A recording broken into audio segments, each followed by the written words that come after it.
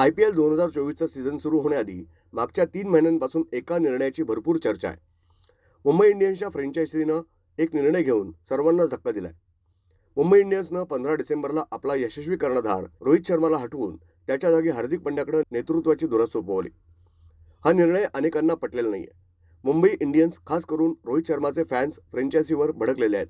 रोहित आणि हार्दिकमध्ये आता पूर्वीसारखे संबंध राहिलेले नाहीत, अशा सुद्धा बातम्या आल्या.